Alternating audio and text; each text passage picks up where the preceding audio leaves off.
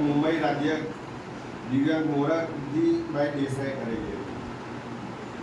તે સમયે તેઓ ગૃહમંત્રી હતા। ભારતમાં ગૃહરક્ષક દળની સ્થાપના કરવામાં આવેલી હતી, જેથી મોરારજી દેસાઈભાઈ અધ્યક્ષ સ્થાપક હોય તેમને ગૃહરક્ષક દળના ભીષ્મ પિતા ગણવામાં આવે છે।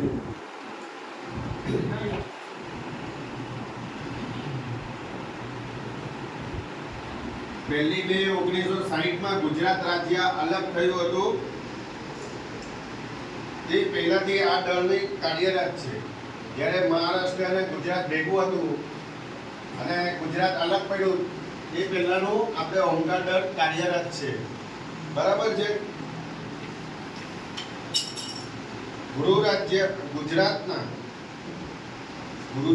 ગુજરાત રાજ્યના ગૃહરક્ષક દળના સૌપ્રથમ માનદ કમાન્ડર જનરલ તરીકે નિમણૂક કરવામાં આવેલી હતી। તેમનું નામ હતું ઉદયન ચીનુભાઈ કોરોનેટ।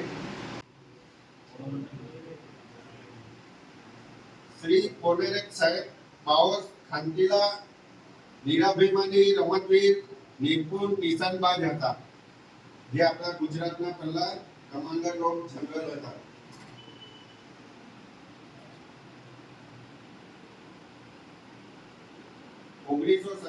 કમાન્ડર જનરલની જગ્યા ઇન્ડિયન પોલીસ સર્વિસ આઈપીએસ માંથી ભરવાની શરૂઆત થઈ, જેમાં સૌપ્રથમ શ્રી શિવાલાલ સાહેબની નિમણૂક થઈ હતી।